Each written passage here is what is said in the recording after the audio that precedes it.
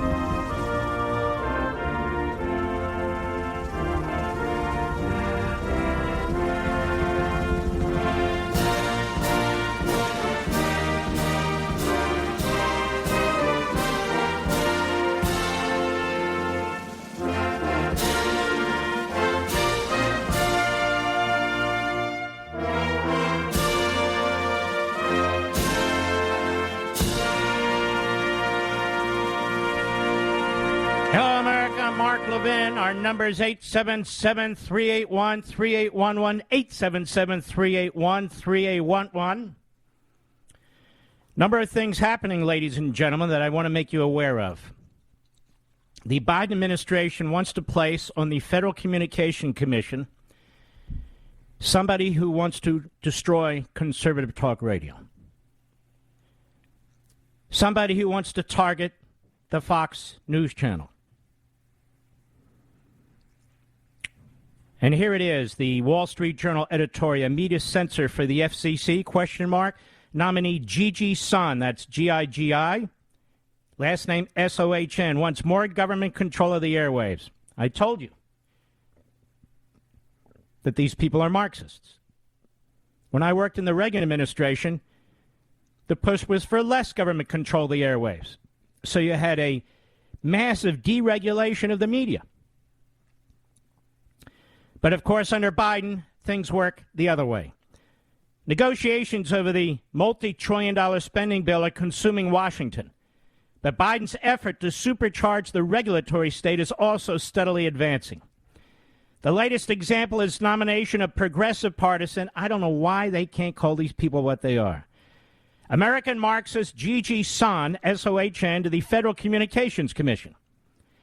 The White House last month hailed her as one of the nation's leading public advocates for open, affordable, and democratic communications networks. Translation: she favors deploying the agency's regulatory power to shackle broadband providers and silence conservative voices. Sohn found the left-wing group Public Knowledge and has long sought more government control of the Internet and media. She was a counselor to Obama FCC chair, radical leftist Tom Wheeler, and was a driving force behind the so-called net neutrality regulation that classified broadband providers as common carriers under Title II of the Federal Communications Act of 1934. Now, the Wheeler rule banned broadband carriers from charging heavy bandwidth-consuming websites like Netflix and Facebook more to carry their content. The enormous regulatory uncertainty caused broadband investment to decline, though it picked up after the Trump FCC scrapped the rule. But Sohn, S-O-H-N, supports making the Wheeler rule even more burdensome. She told the media site CNET last year, I'm not advocating for just reinstating old rules. We need to push for FCC authority to adopt policy to handle issues like zero rating and data caps. Marxists want the government to regulate broadband rates like electricity prices, and Sohn's musings suggest she be on board. She also hinted at deploying the agency's regulatory power to censor conservative media and revive a version of its mooted fairness doctrine. For all my concerns about Facebook, I believe that Fox News has had the most negative impact on our democracy, she tweeted last year. It's state-sponsored propaganda with few, if any, opposing views, quote unquote. Ms. Sohn seems to believe that the state is endorsing conservative speech by allowing cable companies to carry it.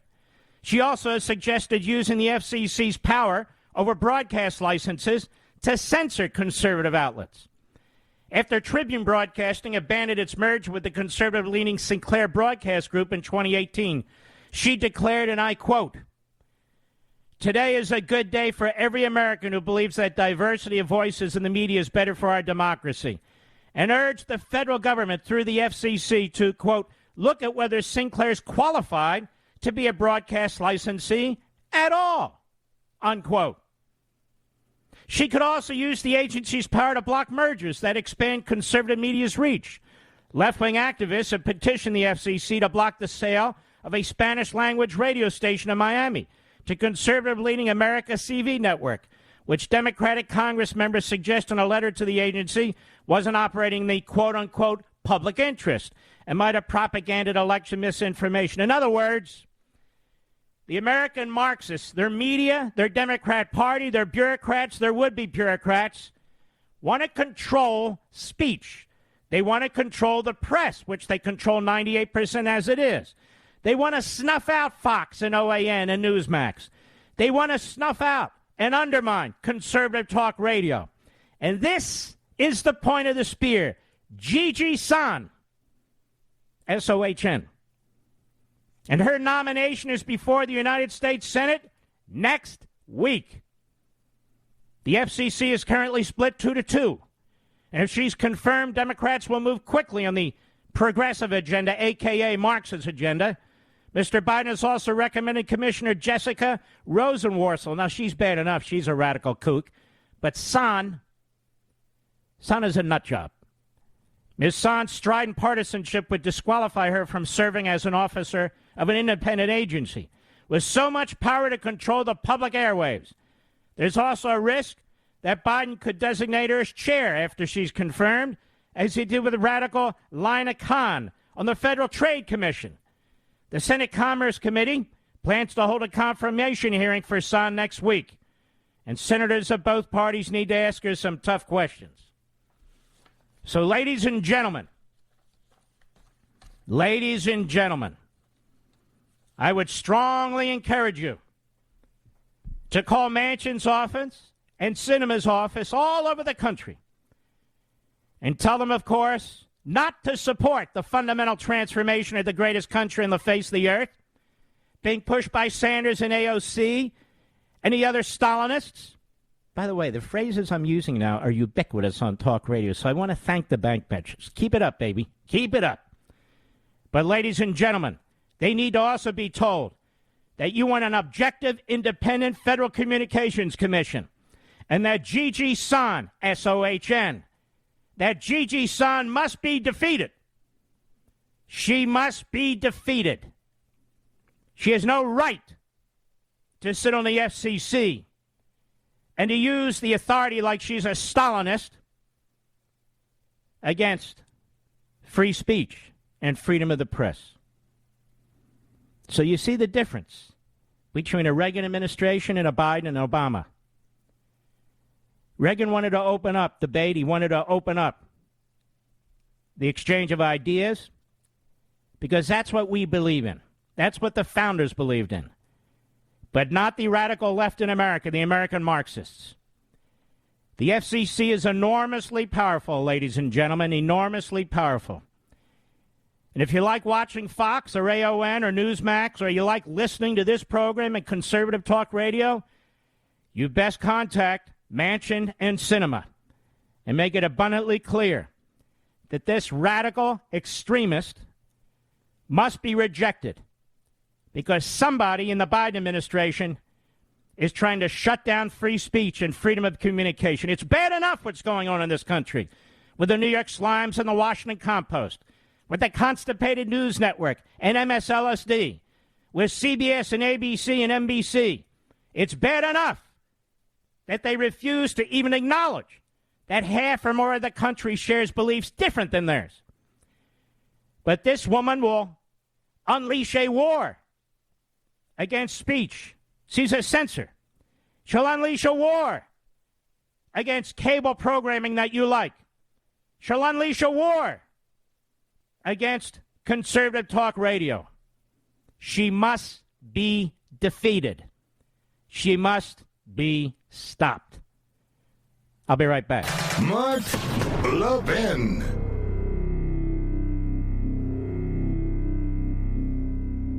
American history and civics education is at a turning point. Will we allow bureaucrats and lobbyists to choose what school children are taught, or will we teach the whole truth? My friends at Hillsdale College argue for teaching the truth. They've made the Hillsdale 1776 curriculum downloadable for free at ləʻvɪn available not only to teachers but also to citizens just like you to share with other concerned Americans. This complete K-12 history and civics curriculum, designed to give educators guidance, not mandates, allows students to learn the tragedies and triumphs of American history as it really happened. Only through a complete and honest study of our history can students fully understand the world in which they live. Our children deserve to be taught the truth through a sound curriculum that was created by teachers, not bureaucrats, and upholds the dignity of each individual. America's future depends upon an honest, candid look at our history. Download Hillsdale's 1776 curriculum for free today at ləʻvɪn.com.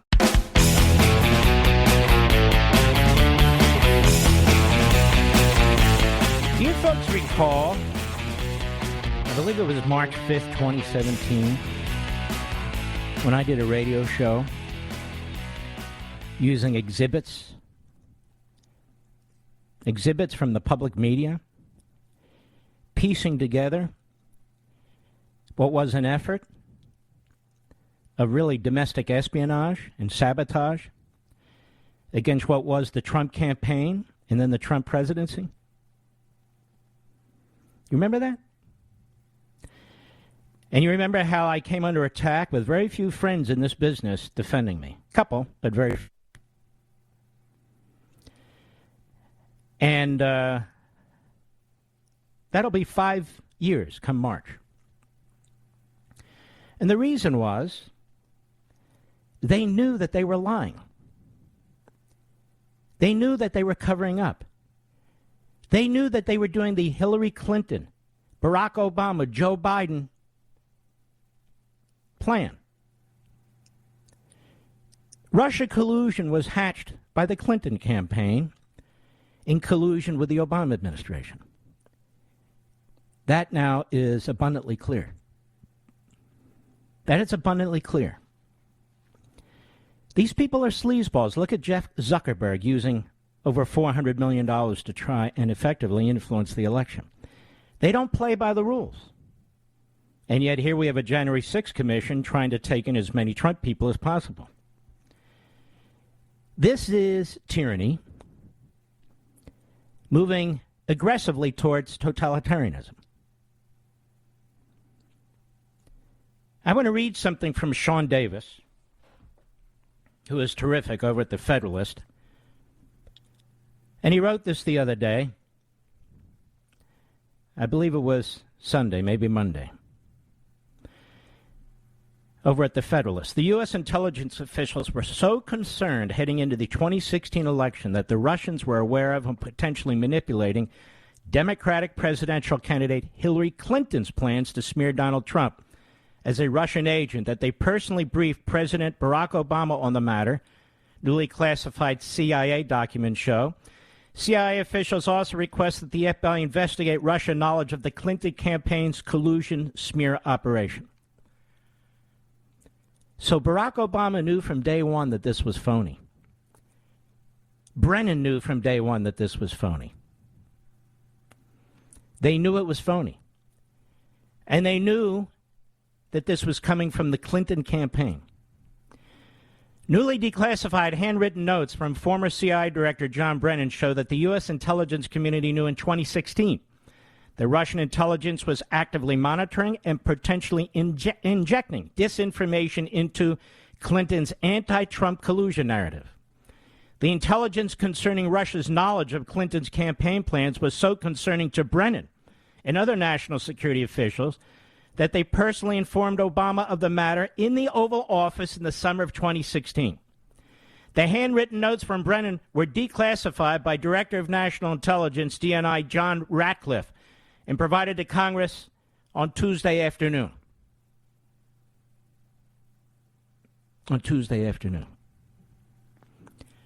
Brennan was all over TV pushing this narrative, wasn't he? Obama was all over the place pushing this narrative about the Russians, the Clinton campaign, and their media. This is the biggest fraud ever committed against the American people, ever. You talk about an insurrection. This was an insurrection. According to the declassified notes, Brennan and U.S. intel community knew months prior to the 2016 election that the collusion smear was the result of a campaign operation hatched by the campaign of Democratic presidential candidate Hillary Clinton. We're getting additional insight into Russia activities from Redact, Brennan's handwritten notes state. Cite alleged approval by Hillary Clinton on 26 July of a proposal from one of her foreign policy advisors to vilify Donald Trump by stirring up a scandal claiming interference by the Russian security services. You know who that foreign policy advisor was, ladies and gentlemen? We now know today, Jake Sherman, the national security advisor who currently serves under Joe Biden. The notes appear to have been prepared by Brennan to memorialize a meeting he held in the White House with the president and his top national security advisors. Included in Brennan's notes are the responses of other participants in the briefing, including those of former White House National Security Advisor Susan Rice, former White House Chief of Staff Dennis McDonough, former DNI James Clapper. For those responses are redacted. This is what we need a commission to investigate. At one point, Obama asked whether there was any evidence of collaboration between the Trump campaign and Russia, but any response that may have been recorded in Brennan's notes is redacted. Moreover, the CIA and other intelligence agencies also suspected early on that many of the key claims underpinning the collusion narrative could themselves be the product of deliberate Russian disinformation. Last week, Ratcliffe released a declassified memo based in part on Brennan's notes, noting that Russian intel was aware of the Clinton campaign's plan. Let me get the date of this correct because I blew it. This is last year, October 2020. I'm just underscoring this right now. While the Clinton campaign hired Christopher Steele, a foreign agent in the pocket of sanctioned Russian oligarch, to concoct a dossier of allegations against Trump, the primary source of most of the salacious and damning allegations of treasonous collusion came from a suspected Russian spy named Igor Danchenko, who has since been indicted. So just to understand, this was released last year, the indictments of Danchenko and the Sussman. Michael Sussman, a partner of Mark Elias. Now we have this guy, Jake Sherman, the national security advisor. In other words, ladies and gentlemen, this entire fraud that went on for years, that involved a criminal investigation, that involved Democrat hearings, that involved a poisonous, corrupt, anti-American media, was all hacked by Hillary Clinton, the DNC, and the Obama administration. I'll be right back.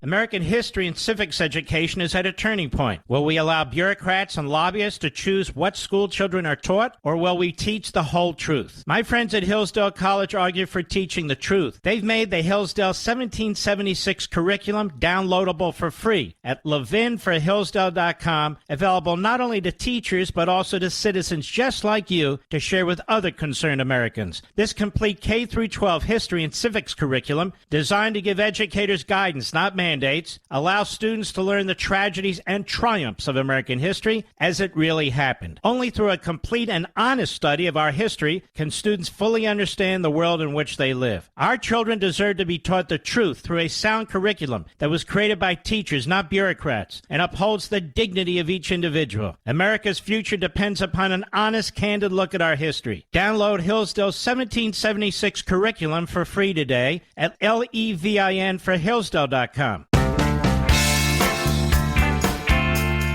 Mark Levin, America's tyranny hunter. Call in now, 877-381-3811. Correction, I keep saying Jake Sherman. It's Jake Sullivan, of course. And here's the piece in today's New York Post. President Biden's national security advisor, Jake Sullivan, is referred to in one of the indictments obtained by John Durham in his investigation into the origins of the Russia probe of former President Donald Trump, Fox News reports. The revelation, which echoed a September piece by Post columnist Paul Sperry, and Paul Sperry is a tremendous journalist, immediately raised questions about Sullivan's future in the White House. I don't think so. They'll probably promote him. Sullivan is unnamed, but Fox cited two well-placed sources who identified him as the foreign policy advisor referenced in the charges against former DNC lawyer Michael Sussman. And the development marks the closest that Durham has come to anyone directly associated with the Biden administration. No, that's not correct. Barack Obama. Barack Obama knew about this in 2016. Sussman's indictment details how an unnamed Clinton campaign lawyer exchanged emails with the Clinton campaign manager, communications director, and foreign policy advisor concerning the Russia Bank One allegations that Sussman recently shared with an unnamed reporter. In addition to citing sources who identified Sullivan as the unnamed foreign policy advisor, Sperry's Post column further suggests that he may have committed perjury during closed-door congressional testimony in December 2017. Devin Nunes, the then-ranking member of the Intelligence Committee, said it seems like a lot of the key Russian hoaxers fell upward and got promotions in the Biden administration. If Jake Sullivan was involved in the hoax, he should come clean and give a full, honest account of his role, but I won't hold my breath. That time, Sullivan reportedly denied knowing any specific details about the campaign's opposition research efforts, or that Sussman's law firm was working for the campaign until October that year. During Tuesday's White House press briefing, Deputy Press Idiot Karine Jean-Pierre was asked if there's any conflict here that would preclude Sullivan from being able to carry out his duties. She was unaware of the Fox report, which had yet to post at the time, and declined to comment. She was also asked about the largely discredited dossier of opposition research on Trump compiled by former British spy Christopher Steele, one of whose sources, Russian analyst Igor Danchenko, was arrested in connection with the Durham probe. I refer you to the Department of Justice. I'm not going to comment on that from here. The Department of Justice wouldn't return requests for comment. This is the greatest scandal, the greatest coup effort, the greatest insurrection effort in modern American history. They can talk about January 6th all they want. This came from the top. This is one of the reasons Liz Cheney wants nothing to do about this, has never asked to look into this, ever. Instead, they're subpoenaing more people around Donald Trump. They're not trying to get the facts. They're trying to create a non-existent scandal around the president, for which there's already criminal investigations going on. Not one of them has pulled him in. But listen to what was done by Hillary Clinton, the DNC. Listen to what was done by the Obama administration, and Obama himself was well aware of this and played stupid the whole time. It is amazing. And, of course, Biden didn't have to play stupid, but he was aware of this too. And these people were on TV pushing this conspiracy theory, pushing it. On TV, pushing the conspiracy theory. When Brennan and Clapper knew there was nothing to it, in fact, their own agencies were concerned that the Russians were spinning and giving information to the Clinton campaign to use against Trump. You know, it never made sense to me here. I said, why would the Russians want Hillary Clinton as president? And, excuse me, why wouldn't the Russians want Hillary Clinton as president? Why would they prefer Donald Trump? That has never made any sense. Because Hillary, like Biden, gives them anything they want. So this is an amazing thing. Now we have clips of that May 5th radio show, don't we, Mr. Producer? But I'm trying to remember. They're fairly extensive, aren't they? So it was before May 5th. Excuse me, March 2nd or 3rd. Why don't we see if we can find that? And let me know how long those are. But in the meantime, Morgan Ortagus was on The View, filling in for somebody, and there was Adam Schiff. And I want you to listen to this because this is important. Cut 11, go. You've been really prolific over the past few years being the head of the Intel Committee, and you defended, promoted, you even read into the congressional record the Steele dossier. And we know last week the main source of the dossier was indicted by the FBI for lying about most of the key claims in that dossier. Do you have any reflections on your role in promoting this to the American people? Well, first of all, whoever lied to the FBI or lied to Christopher Steele should be prosecuted, and they are. And unlike in the Trump administration, if they're convicted, they should go to jail, not be pardoned. So Donald Trump pardoned Roger Stone for lying. He pardoned Michael Flynn for lying. This is called creating a distraction. She asked about him. Go ahead. Should go to jail. But at the beginning of the Russia investigation, I said that any allegations should be investigated. We couldn't have known, for example, people were lying to Christopher Steele. So it was proper to investigate them. And let's not forget what we learned in that investigation.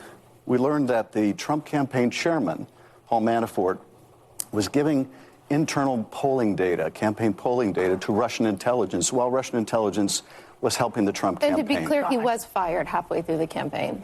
Well, he may have been fired. Yeah. How was Russian intelligence helping the Trump campaign?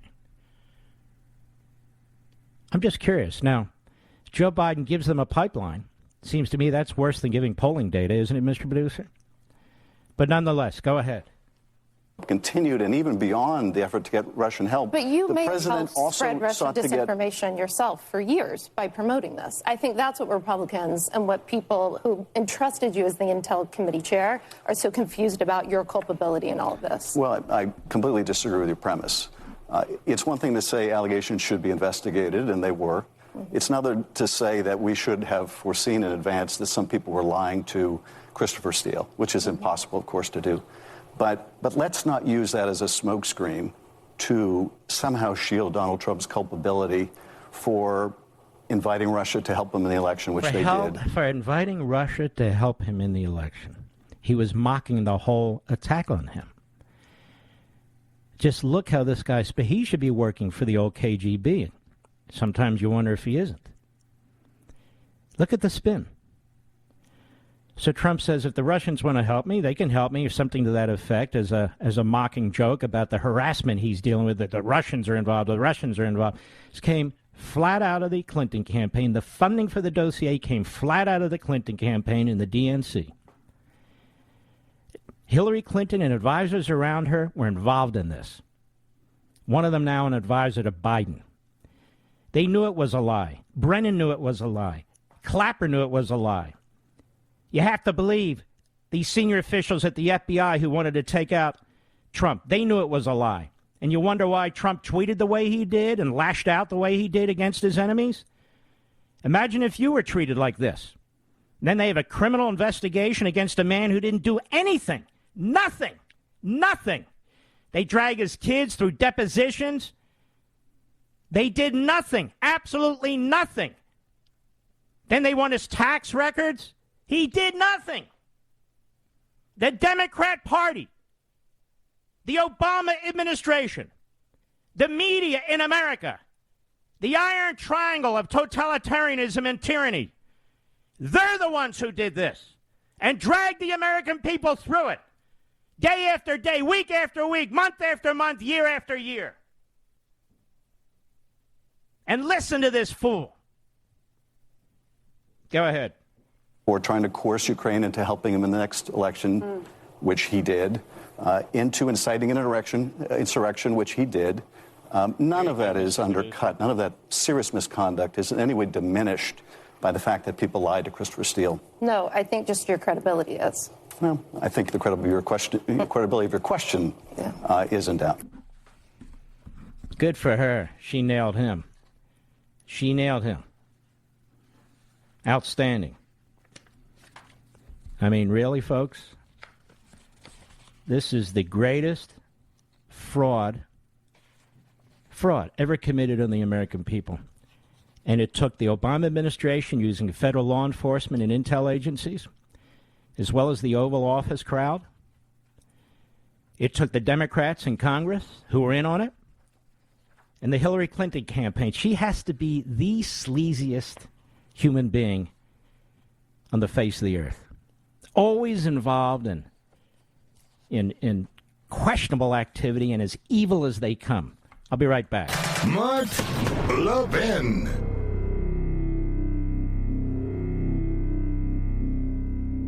American history and civics education is at a turning point. Will we allow bureaucrats and lobbyists to choose what school children are taught, or will we teach the whole truth? My friends at Hillsdale College argue for teaching the truth. They've made the Hillsdale 1776 curriculum downloadable for free at ləʻvɪn available not only to teachers but also to citizens just like you to share with other concerned Americans. This complete K-12 history and civics curriculum, designed to give educators guidance, not mandates, allows students to learn the tragedies and triumphs of American history as it really happened. Only through a complete and honest study of our history can students fully understand the world in which they live. Our children deserve to be taught the truth through a sound curriculum that was created by teachers, not bureaucrats, and upholds the dignity of each individual. America's future depends upon an honest, candid look at our history. Download Hillsdale's 1776 curriculum for free today at ləʻvɪn for Hillsdale.com.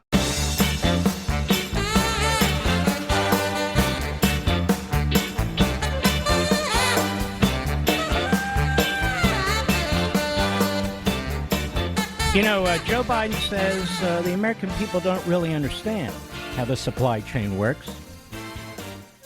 And my friend Jen, she reminded me of how many times I have played the 6-minute clip I Pencil on this program over the course of almost 20 years. That we, in fact, do understand how the supply chain works. It's that Biden and his ilk have no comprehension of how a pencil is made, or anything else for that matter. None. None. We have a guest next hour. Her name is Julie Kelly. She writes at American Greatness. And she's very much hated by the corrupt, phony media in this country because she's done more reporting and better reporting than anybody else on what's going on with the detainees. The January 6 detainees. And she should be getting a Pulitzer Prize. Which raises the question. The Pulitzer Prizes that were handed out for reporting on Russia collusion, will they be returned? Because if they're not, they're in essence the same as a scarlet letter for these corrupt bastards in the media that pushed this agenda. How many times did we hear the legal analysts tell us that an indictment was on the way? How many times did we hear the legal analysts refer to the dossier? How many times did we hear from the legal analysts that Trump was obviously paid off by the Russians, that he wasn't being tough on the Russians? As Hillary Clinton sat there with that stupid, enshrined look on her face. I actually feel sorry for Bill Clinton, you want to know the truth, but that's a whole other story. As Clapper and Tapper and Rudolph and whatever, as they sat there and they knew these were lies, as Obama sat there and knew these were lies, as Biden sat there and knew these were lies, Comey knew they were lies. Every one of these bums should be rounded up. They're the ones who should be getting subpoenas. They're the ones who should be compelled to testify.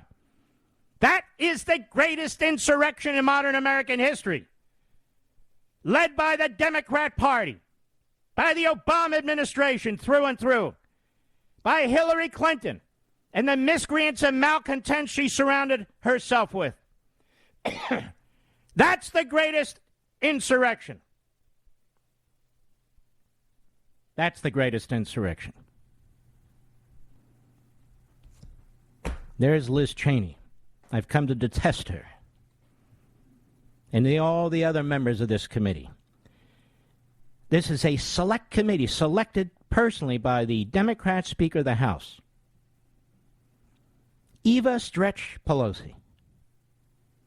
Selected by the committee, following her orders to go after Donald Trump yet again, to go after the people around him yet again, to bankrupt them with legal fees yet again. In what is the closest thing to a Stalinist response that we've ever seen in this country. Ever. That's what's taking place now. It's really quite unbelievable, actually. And yet it is what it is. By the way, two great guests on this Sunday's Life, Liberty, and Levin. Jason Whitlock, the great Jason Whitlock, who is with Blaze, by the way. And he's fantastic. And we also have Representative Donalds, Byron Donalds, who I think on the national TV show, he was first on my show, because I watched him speak in some news clip. I said, who is that guy? He is terrific. So we'll have both of them on the show to discuss a number of things, including how the other networks are talking about the lieutenant governor-elect of Virginia and the people who voted out Democrats. We will talk about that. We will talk about the history of the racist left coming out of mouths. Well, see, I can't say the opposite of what they say. I'm not allowed. And ladies and gentlemen, Media Matters is still on our radar here at the Levin Show. And some of the things we're looking at now are tortious interference with this broadcast, with this business, with my contract. Tortious interference. Look it up. I've talked about it before. Eyeballing a whole spectrum of issues. Ladies and gentlemen, a lot more when I return. Please stick with us. See you in a moment.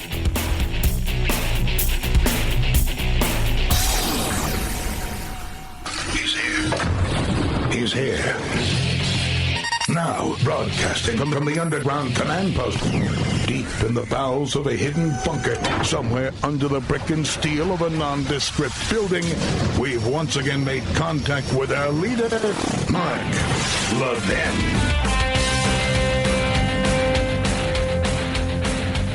Hello, America. Mark Levin here. Our number, 877-381. 3811, 877-381-3811. Well, on the radio, we believe it was March 2nd. We have it on a Thursday, 2017, when I started to put the pieces together about the attack on candidate and President Trump. That Sunday, March 5th, I appeared on Fox and Friends Sunday, and Pete Hegseth was kind enough to allow me to speak at some length. And then on March 6th, that Monday night, I appeared on Hannity and underscored exactly what I had said twice before. And this started the entire process, including in Congress, of looking into what would now become these Durham indictments. But I could smell a rat, having served in the Justice Department as Chief of Staff for some time. So let's just take a little listen and close the circle here.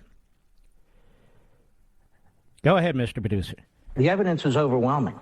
This is not about President Trump's tweeting. This is the Obama administration's spying. And the question isn't whether it's spied. We know they went to the FISA court twice. The question is, who did they spy on? The extent of the spying. That is, the Trump campaign, the Trump transition, Trump surrogates. And I want to walk you through this, the American people. Exhibit 1 Exhibit 1. This is all public. Head Street. 2 separate sources with links to the counterintelligence community have confirmed that the FBI sought and was granted a Foreign Intelligence Surveillance Act court. This is spying. In October, giving counterintelligence permission to examine the activity of, quote, U.S. persons in Donald Trump's campaign with ties to Russia. Let me go on. This isn't me. They say the first FISA request, sources say, named Trump, was denied back in June, denied by the court. But the second was drawn more narrowly and was granted in October after evidence was presented of a server possibly related to the Trump campaign and its alleged links to 2 banks. Now, sources suggest that a FISA warrant was granted to look at the full content of emails and other related documents that may concern U.S. persons. Now, I know people are hung up with Trump's word wiretapping. Well, how'd they get access to this server information? Does it really matter if it was wiretapping, electronic surveillance, or whatever it was? Exhibit 2, The Guardian, a well-known right-wing British paper. Here it is, quote, The Guardian has learned the FBI applied for a warrant from the Foreign Intelligence Surveillance Court over the summer in order to monitor 4 members of the Trump team suspected of irregular contacts with Russian officials. Keep in mind, this is during a presidential election. The sitting president, the incumbent party, is now investigating the presidential candidate of the Republican Party and his campaign to some extent. The FISA court turned down the application, asking FBI counterintelligence investigators to narrow its focus. According to one report, the FBI was finally granted a warrant in October. Exhibit 3, McClatchy, another well-known right-wing newspaper. Here they have the agencies. Headline, FBI, 5 other agencies, 5 other Obama administration agencies probe possible covert Kremlin aid to Trump. The FBI and 5 other law enforcement intelligence agencies have collaborated for months in an investigation into Russian attempts to influence the November election, including whether money from Kremlin covertly aided presidential-elect Donald Trump.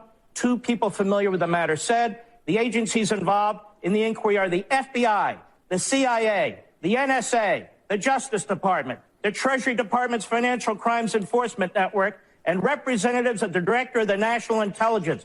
Are you telling me Barack Obama didn't know what was going on in 6 agencies? Hold on. Okay, keep going. I'm not done. I need to make the case because the media seems to be confused about their own reporting. New York Times, another well-known liberal outlet, intercepted Russian communications, part of inquiry into Trump associates, January 19. The FBI is leading the investigations, aided by the NSA, the CIA, Treasury Department's Financial Crimes Unit.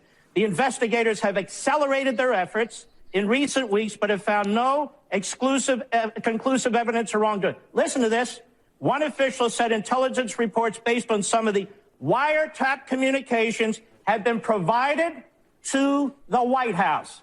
This is the New York Times, another right-wing outlet. 4. Another right-wing outlet, Let's continue. New York Times again.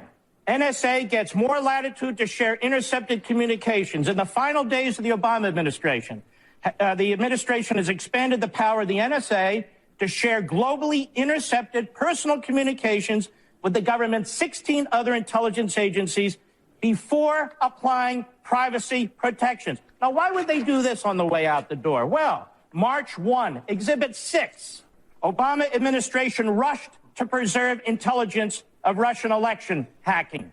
In the Obama administration's last days, listen to this, some White House officials scrambled to spread information about Russian efforts to undermine the presidential election and about possible contacts between associates of President-elect Trump and Russians across the government. I'm not done. Exhibit 7, New York Times. Flynn is said to have talked to Russians about sanctions Trump took office. Well, where'd they get this information? Well, Mark, you know, the FISA court, they're always monitoring the Russian ambassador. And so how do we know that? Maybe they are, maybe they're not. But there's an awful lot of other activity. Sure. Here we have Washington Post. One more. Washington Post, March 2nd.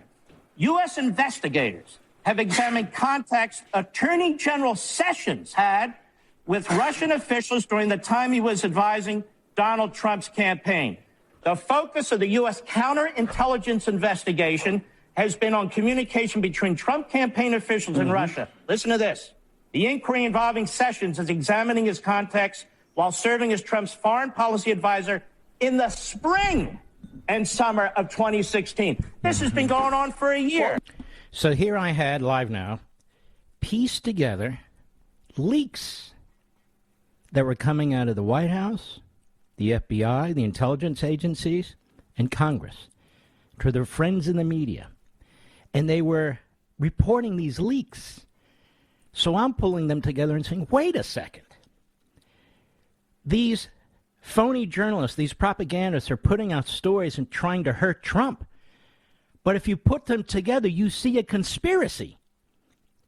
A conspiracy within the federal government where they are eavesdropping in one form or another, where they are using the Patriot Act, the FISA court, where they are using the media, where information is dribbling out. And so I pulled it together from these different, there was a lot more of these stories. I said, look at this. Look at what they're doing to Trump and his people. One more clip. It's a bit shorter, from March 5, 2017. Go. How confident are you that this investigation, which was on so-called Russian hacking, but now the White House says this morning will be broadened to looking into executive overreach, how confident are you they will find something there? I don't know, but they already found something. The issue isn't whether the Obama administration spied on the Trump campaign or transition or certain of its surrogates. The issue is the extent of it. Mm-hmm. They went into court a second time. They were so aggressive. They waited 4 or 5 months. They go back in October, weeks before the general election. And by the way, we now know they went into court. All of a sudden, we now know they went into court multiple times to get extensions. Go ahead. We have leaks coming out on Flynn. Then we have a horrible meeting that took place between Sessions and so forth. And I'm telling you, as a former chief of staff to an attorney general of the United States in the Reagan administration, these are police state tactics. Now, what did Barack Obama know? He knew everything I just read you apart from 1 or 2 articles. You know how I know? It's in the newspapers. It's right there. So Barack Obama not only knew this, but he gets a daily intelligence briefing. And let me tell you something about daily intelligence briefings. If your attorney general and your FBI is going to the FISA court to get a warrant to investigate aspects of an opposition party in the middle of a general election campaign, how much you want to bet the President of the United States knew that? I don't want to bet his you on opinion. That. And we now know, of course he did, from the documents that Radcliffe released last year. It's all coming together a little too late. And with Liz Cheney working on behalf of Nancy Pelosi and the Democrats, what they're trying to do is now distract the American people from this unbelievable effort that was undertaken, using the institutions in the federal government by the Obama administration, colluding with the Hillary Clinton campaign, washing money through this Perkins Coie law firm, the bagman essentially being Mark Elias, the same guy involved in these various elections with dark money supporting him. And this is really quite remarkable. And the man now who's providing Joe Biden with advice on national security, Jake Sullivan, was up to his eyeballs in it, as were most of these people, quite frankly. A complete fraud. A criminal investigation, congressional hearings, day in and day out attacks on Donald Trump, when the whole thing was this dirty trick to destroy the confidence of the American people in the newly elected president and in their system. And they dare to attack Donald Trump for his tweets, for his pushback, and even over January 6th, we had no direct role in anything. I'll be right back. Mark Levin.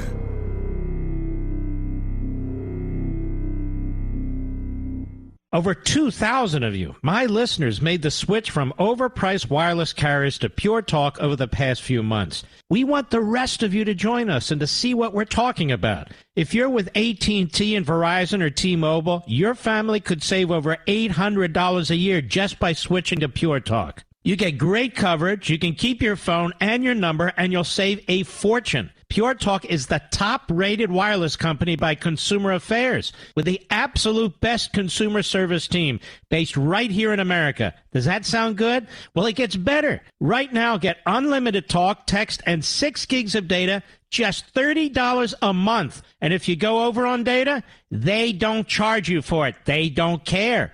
Go to puretalkusa.com and enter promo code ləʻvɪn podcast. Again, puretalkusa.com, promo code ləʻvɪn, L-E-V-I-N podcast. And when you do, you'll save 50% off your first month. That's puretalkusa.com, promo code ləʻvɪn podcast. Pure Talk USA, simply smarter wireless.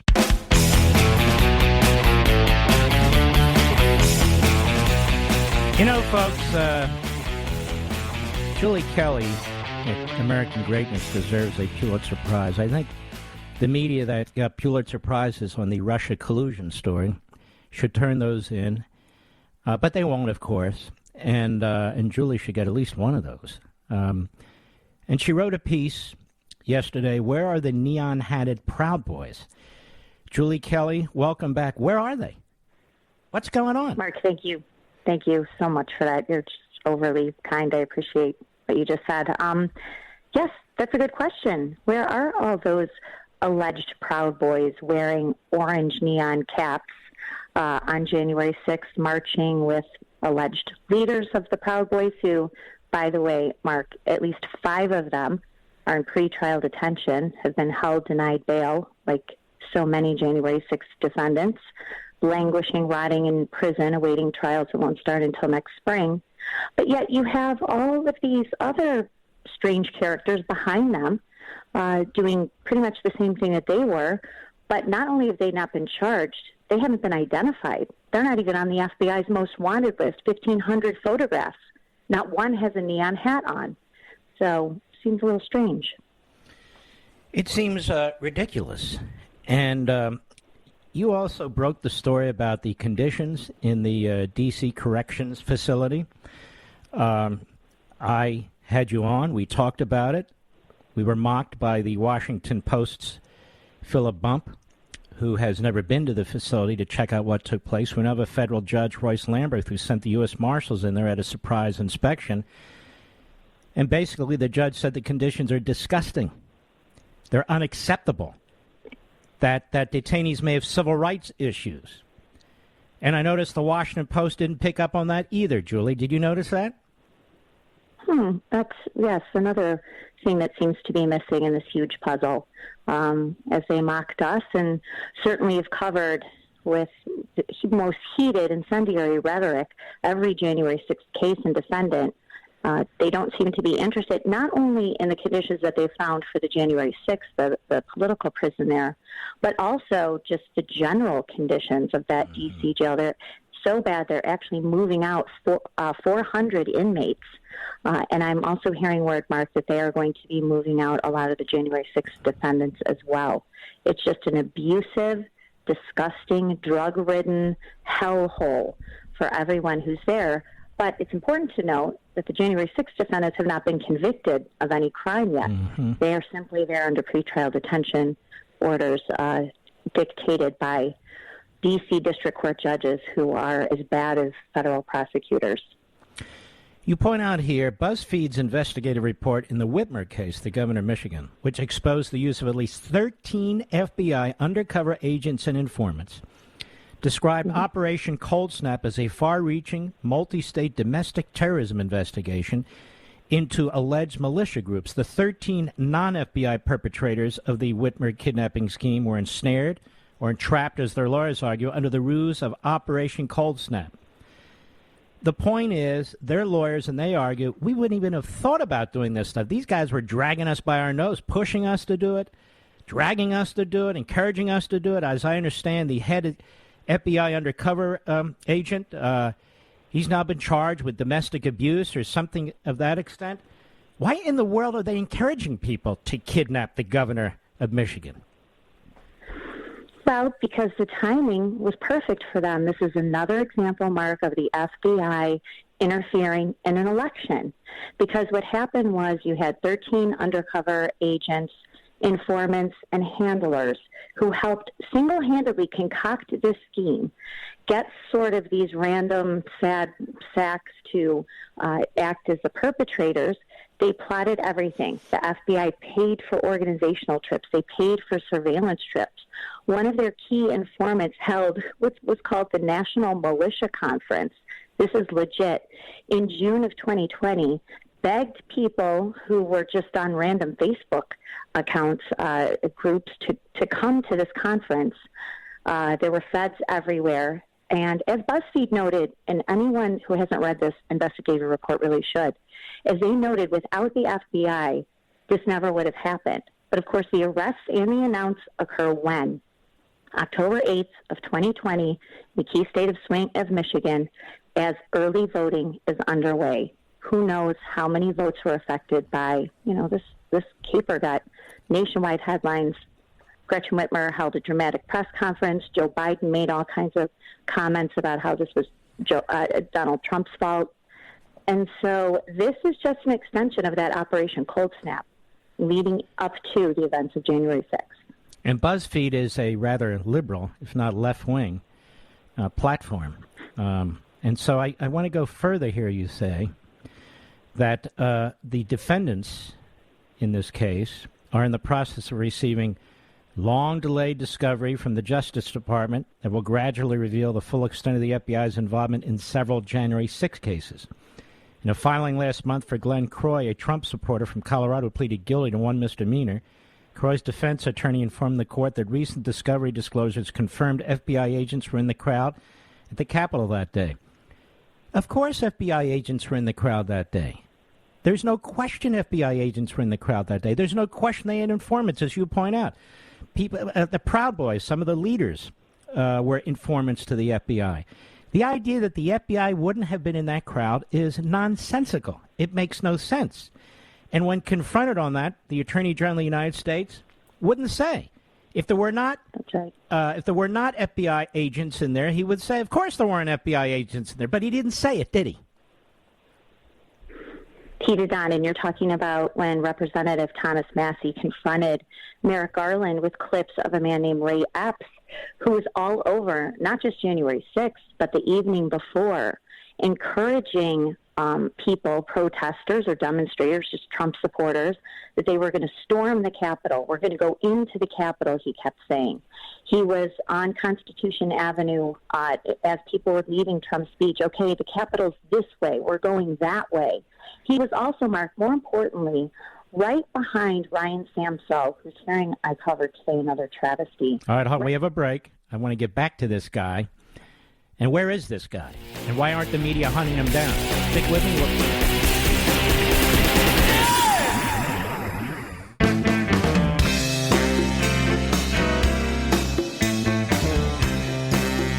Mark Levin, America's passionately cerebral voice. Talk with that voice now. 877-381-3811. We're on with Julie Kelly, American Greatness. Julie, you raised the issue here that the Proud Boys, really the directions went out to kind of become part of the crowd, don't stand out. And yet we have these individuals with these orange fluorescent winter caps on in the middle of what? The summer? Or the fall? But I think it was the summer or November, whenever. And so January 6th. And they're wearing these hats. And they stand out. And people are wondering, okay, what happened to these people? How come none of them have been charged? How come none of them are actually even known? Who are they? And so that's the neon-hatted Proud Boys you talk about. And then you talk about the Oath Keepers, that the founder, Stuart Rhodes, is person one in every indictment, but he hasn't been charged at all. Mm-hmm. And so you're raising the question that Philip Bump at the Washington Post, that Maggie Haberman at the New York Times, that none of these people will ask, which is, and you're leading to the point, was this attack on the Capitol building instigated by the Federal Bureau of Investigation on January 6th? Was it instigated? And the question now is, as you point out, why have certain people not been arrested? People who are prominent in video, people who are prominent in photographs, why have they not been arrested? And in particular, there's this one fella who's running all around the place. We've seen it in the video that was recently released. And by the way, as you know, Julie, the prosecutors didn't want to release any video if they get away with that. Who's running around instigating, urging people, as you point out, to go into the Capitol. The Capitol's a big guy. What was his name? Epps? Ray Epps. Yeah. Where is Ray Epps? What do we know about Ray Epps? So Ray Epps is sort of like the Where's Waldo of January 5th and 6th. He sort of pops up everywhere, and you see him instigating people and instructing people what to do, including, as I said, Ryan Samsel, who was the first protester to breach police lines on the west side of the Capitol. Right before he did that, Ray Epps whispered in his ear, and he turned his hat around, Make America Great hat, so everyone could see it, and confronted police, and that initiated the first breach of the Capitol right before 1 o'clock on January 6th. Ray Epps does have ties to the Oath Keepers. Apparently several years ago, he was the head of the Arizona chapter of the Oath Keepers, so he has some ties to Stuart Rhodes, who, as you said, is the founder of the Oath Keepers. He is person one in every Oath Keeper. There's now on their 5th superseding indictment in that wide-ranging conspiracy case. 20 defendants, including 3 who are still in the D.C. jail under pretrial detention, accused of no violent crime, by the way, Mark. But Stuart Rhodes is still walking around a free man. And it's not even clear that he's been interrogated by the FBI, as the FBI goes across the country, raiding people's homes, bashing down their doors at 5:30 in the morning, arresting them, interrogating them in front of their children. Yet Stuart Rhodes is still walking around. How is this possible? How is Ray Epps still free? Why are these men in the neon hats with the Proud Boys infiltrated with them? Why are they not identified?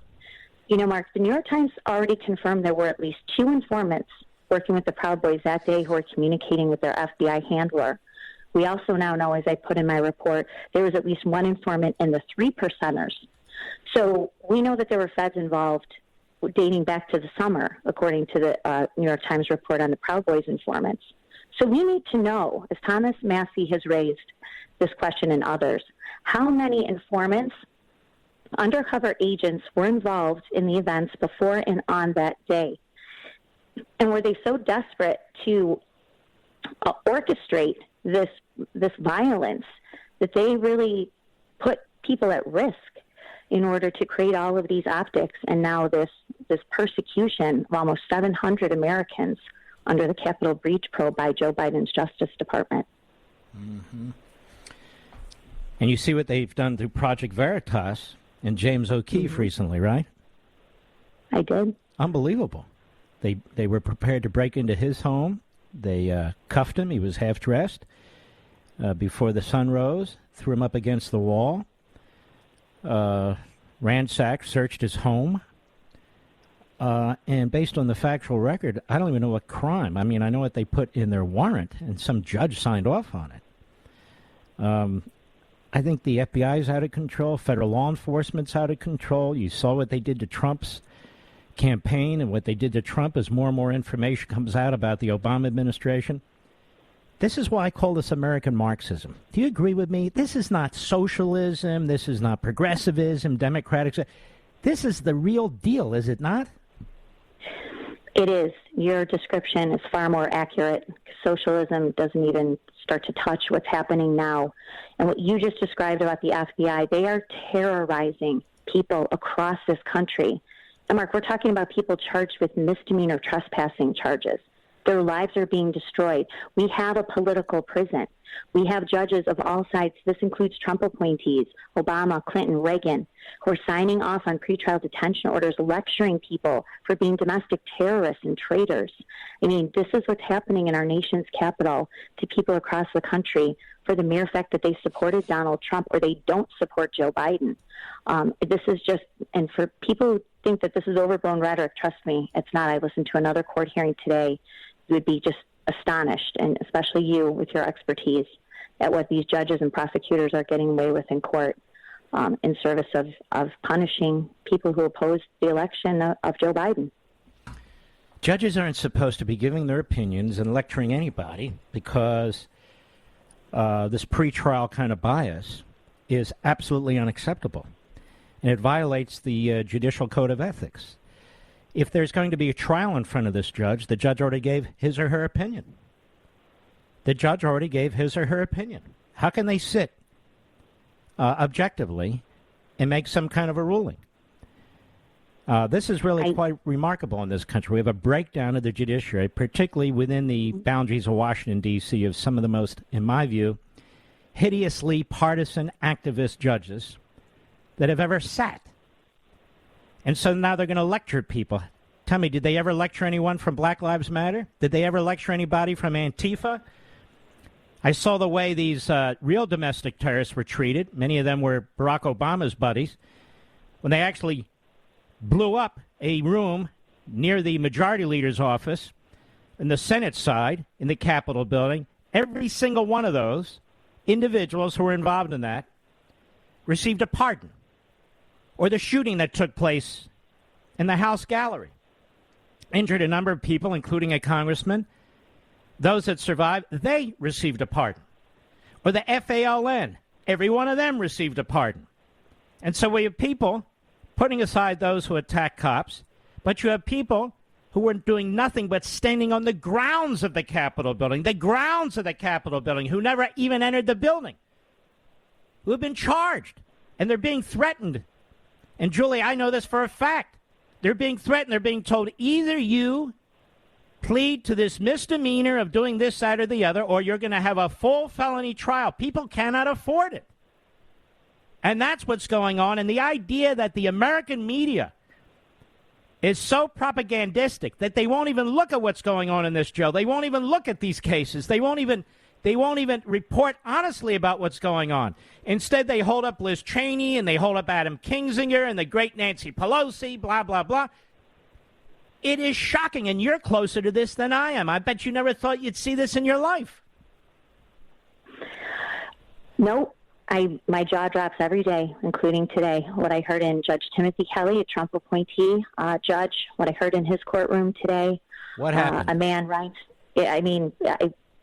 I'm glad I'm not a lawyer because I think I approach it as a regular American who just cannot believe this is happening in America right now. What happened with that judge? Can you tell us? Well, I'll tell you as quickly as I can. Ryan Samsel has been behind bars since his arrest January 30th. He did not get a formal indictment until August 25th. He's been transferred to 3 different jails because he was assaulted in the D.C. jail. He's been assaulted again in a jail in Northern Neck, Virginia. He's begged for the judge today to transfer him to another jail, even though, Mark, he still has no trial date. And the judge couldn't even set a trial date today. The judge is doing the best that he can, bending over backwards to give the government, DOJ, exactly what they want. Won't even entertain the idea that this man's life is in jeopardy and needs to be moved immediately. In fact, he questioned himself in court, open court today, whether he had the authority to do it, which of course he does, because he has sentenced this man to months. He's been in solitary confinement 24 hours a day since early September with no explanation to his defense attorneys or to the court. And Judge Kelly was not even interested in finding out why Ryan Samsel has been languishing, rotting in solitary confinement, denied his constitutional rights, and abused by prison guards at the same time. People don't know that in many cases these federal district judge appointments are throwaways. Now, what do I mean by that? The way it works is this, and I know because I used to be involved in the selection of appellate judges and even Supreme Court justices in the Reagan administration. These district judges are recommended to the President of the United States from people who live in these various districts.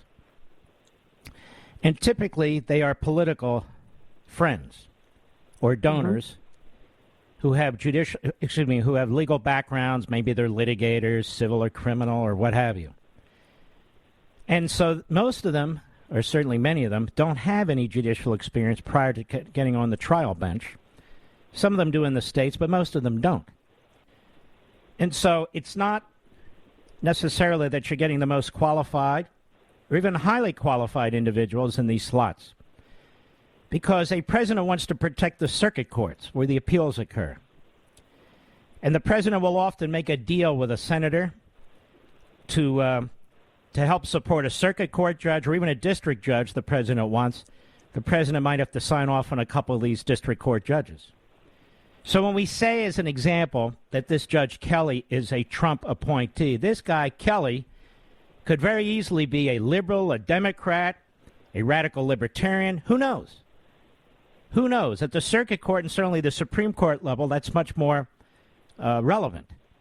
But these federal district court judges, you never know what you're going to get. Like, for instance, now, they have an Obama judge in Washington, D.C. handling the challenges to what's going on with this phony select Politburo committee that Nancy Pelosi has set up. She is a radical, she is a Democrat, and she's an Obama appointee.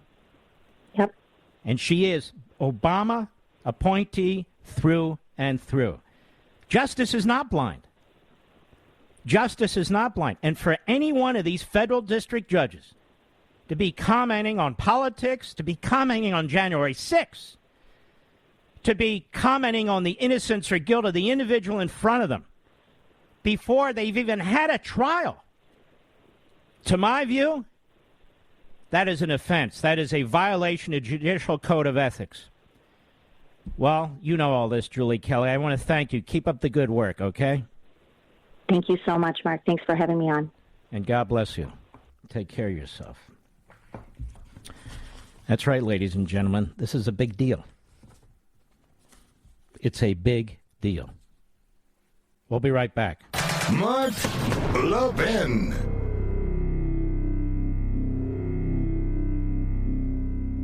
Over 2,000 of you, my listeners, made the switch from overpriced wireless carriers to Pure Talk over the past few months. We want the rest of you to join us and to see what we're talking about. If you're with AT&T and Verizon or T-Mobile, your family could save over $800 a year just by switching to Pure Talk. You get great coverage, you can keep your phone and your number, and you'll save a fortune. Pure Talk is the top-rated wireless company by Consumer Affairs with the absolute best consumer service team based right here in America. Does that sound good? Well, it gets better. Right now, get unlimited talk, text, and 6 gigs of data, just $30 a month. And if you go over on data, they don't charge you for it. They don't care.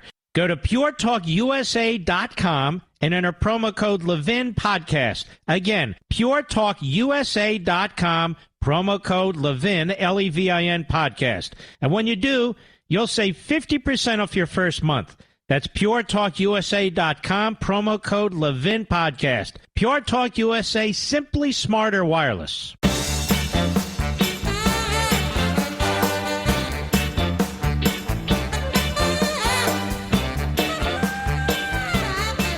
At the top of the next hour, we're going to go through some of this climate change fanaticism that I've been wanting to talk about.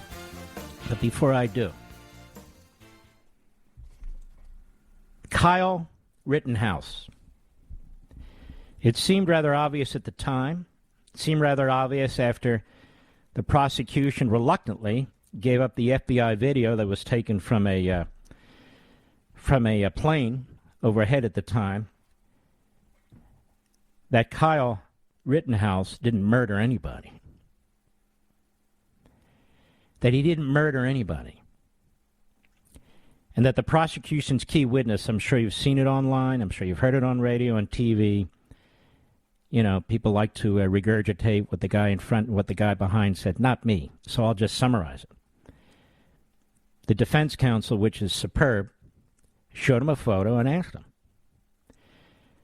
look, you were running toward Kyle, correct? Yes. You pointed the gun at Kyle, isn't that correct? Yes. When you didn't point the gun at Kyle, he didn't shoot you, did he? No. So when you were running at Kyle and pointing the gun at him, he thought you were going to shoot him. That's when he shot you, correct? Yes. So there it is, self-defense. Another individual he shot hit him over the head with a skateboard. The trial's going very, very poorly for the prosecution, but here's the thing. This Kyle Rittenhouse, this kid should not have been charged with all these murders. No. And it turns out that their key witness had also been associated with a communist organization. Are you a member of the communist organization? No, of course not. But you gave a speech to them. Oh, yes. And he's also filed at least 2 civil suits, including against the town of Kenosha. And what the defense counsel pointed out, that in neither of those civil suits does he mention that he was armed. Neither of them. But here's a flashback montage, to the extent we have time, of how the media had already jumped on this guy, because our media is a sickening, evil force in this country. We won't get to all of it, but hit it. Cut 12. Kenosha shooter, Kyle Rittenhouse, he murdered 2 people, by the way. Rittenhouse is basically what you would have had in a school shooter. He's a 17-year-old kid. He shouldn't have had a gun. He crossed state lines to supposedly protect property. No, he was going out to shoot people. Kyle Rittenhouse, the 17-year-old vigilante. Kyle Rittenhouse, a vigilante. Kyle Rittenhouse, the armed teenage vigilante. A 17-year-old vigilante, arguably a domestic terrorist, picked up a rifle, drove to a different state to shoot people. Kyle Rittenhouse, a guy who's deeply racist, went with weapons to a Black Lives Matter protest. The same thing over and over and over again. The media in this country are destructive, poisonous, cancerous, because they put in these slots reprobates. Evil, diabolical buffoons. I'll be right back.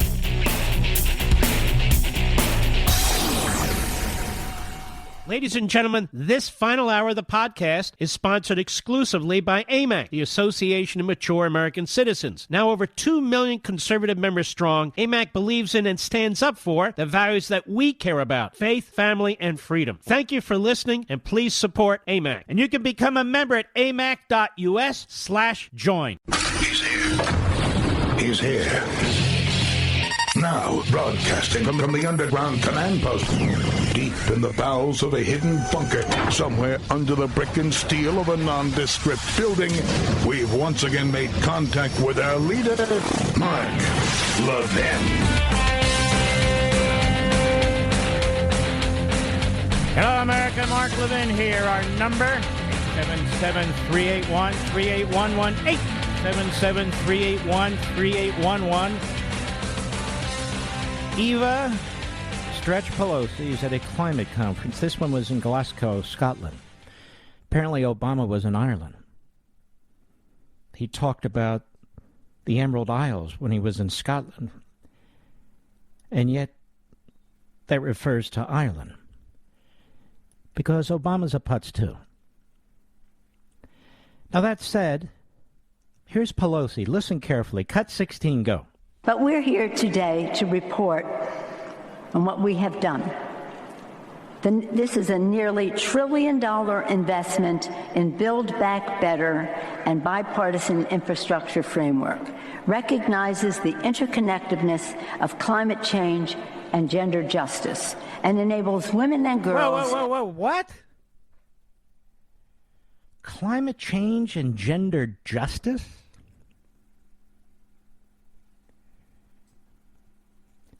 Are you telling me genitalia now have rights, Mr. Producer? Due process, equal protection, will you? Gender justice? They have so poisoned the vocabulary, the English language. Gender justice. Wow. And I thought, I won't say what I thought. Go ahead. To lead a just transition to a clean energy economy of the future. Now, it enables women and girls. Did she not listen to the OMB director not that long ago? These are, what did they call them? Birthing persons. It enables birthing persons to lead a just transition to a clean energy economy of the future. This is the insanity that we're having to deal with right now. Climate change and gender justice. They call this intersectionality, as I point out in my book. So all these little Marxist movements overlap and work together and interconnect. That's why you don't call it socialism. Well, look at this. It's socialism. That's bad enough. It's not socialism. It's worse. It's more comprehensive. I can't seem to get that through the heads of Republicans on Capitol Hill, but I heard Governor DeSantis at the Republican Jewish Coalition on Saturday. Maybe it was Sunday, but it doesn't really matter. And he mentioned cultural Marxism. He's the only one of the bunch. Not Cruz, not Haley, not Pompeo, not Lindsay, not Rudolph. None of them, except DeSantis. Go. Our legislation advances our mission to decarbonize and realign every sector of the economy. Decarbonize. How they invent words. Decarbonize. It's like that new word deplane and detrain. And de-defecate, I guess. Just put a D-E in front of it. Oh, look at this. I'm deplaning. Well, we're decarbonizing. Now, ladies and gentlemen, when you decarbonize, you also de-oxygenize. May I? I think I will. De-oxygenize, because without carbon dioxide, we don't have what we call vegetation. What are all of you vegetarians going to do? I guess you'll become vegans. But without carbon dioxide, we do not have vegetation. And carbon dioxide is an important part of our atmosphere. Now, any idiot who took a science class in third grade would know this. But today's science class teaches us about the white dominant society. Go ahead. It is a model of collaboration that brings together public, private, and nonprofit sectors to scale the solutions necessary for achieving net zero pollution globally. Net zero pollution globally. What in the hell does that mean? You see, Eva Stretch Pelosi won't give up anything that creates carbon dioxide in her life, including her big mouth. She's not going to give up the cars, the planes. She's not going to give up her mansions. Neither is that big, stupid husband of hers. What's his name again? Doesn't matter. George? What is it? Who cares, right? Isn't that the bottom line? He's in the background making a fortune. So, honey, what's the next piece of legislation we're working on? Oh, Paul Pelosi, double P. P squared. Yeah, PP, I think. That's correct. But anyway, ladies and gentlemen, these millionaires and billionaires aren't giving up crap. Net zero pollution? First of all, as long as communist China, fascistic Russia, and our friends in India are around, there's not going to be net zero pollution. But how do you have net zero pollution? I don't have enough time. It's really unfortunate. Maybe I'll do this tomorrow. I'm going to get into this degrowth movement again, because it's not just that they want us to stand in place. They want us to shrink our economy. Listen to me. That's the war on fossil fuels. They have nothing to replace fossil fuels with. Nothing. But this is my point. This is a degrowth movement to shrink the economy. You're too well off. You're too happy. You're using up the Earth's resources, although it's an impossibility. Has anybody ever looked at the planet, even in a picture? Can you find human beings on the planet? No, you can't. As if we are somehow conquering the Earth. Somehow conquering the Earth. We can't even go 1,000 miles into the center of the Earth. And the Earth is really, really big. It's laughable. It's stupid. But this is where we are. Now, I want to thank the large fossil fuel producers in this country, all large, small, medium, for what you've done for this country. You've improved our lifestyles, our quality of life, warm in the winter, cool in the summer, our ability to drive our automobiles, electricity you helped create. I want to thank all of you. The fossil fuels. I want to thank even the coal miners, who we used to like in this country. We used to be concerned about black lung and all. Now we just want to put them all out of work. Same with those who run oil rigs. Same with those who drive trucks. That's right. We're going to have all the Ivy League schools run the country. And you know what's going to happen? We're going to starve to death. But here's Ilhan Omar, expert in all things. And may I say with all due respect, a complete stupid ass. Cut 15, go. Right now, the U.S. doles out more than $20 billion every year to subsidize fossil fuel energy when that money could be spent on putting people to work or investing in... Are you kidding me? You're spending trillions and trillions and trillions of dollars? And I don't know what you mean $20 billion in subsidies. I guess they include that in tax deductions. What do they want to do? Put these companies out of work? Out of business? Who does she think works for these guys? We could put people to work. Hey, idiot! They do put people to work. Not only in their own companies, but throughout the country. Do they heat the Capitol building? Do they air condition the Capitol building? Does the Capitol building get fossil fuels? Does anybody see solar panels on top of the Capitol building? Do you see members of Congress walking around with little beanies on their heads, with little batteries warming up their socks? Do you see them living as they want you to live? Of course not. Go ahead. Renewable energy. Shut up, you idiot. I'll be right back. Mark Levin.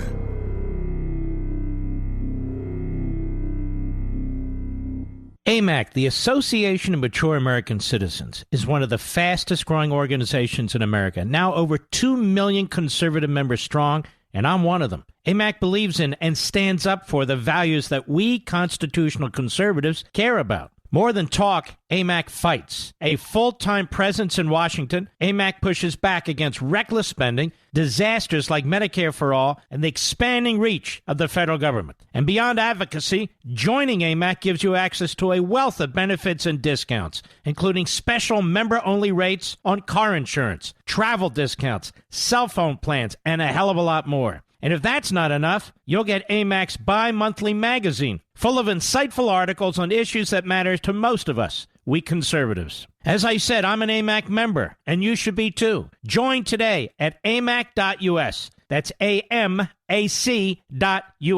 Stop supporting the liberal agenda that the other 50-plus organization has been pushing for. Join AMAC instead. AMAC.us.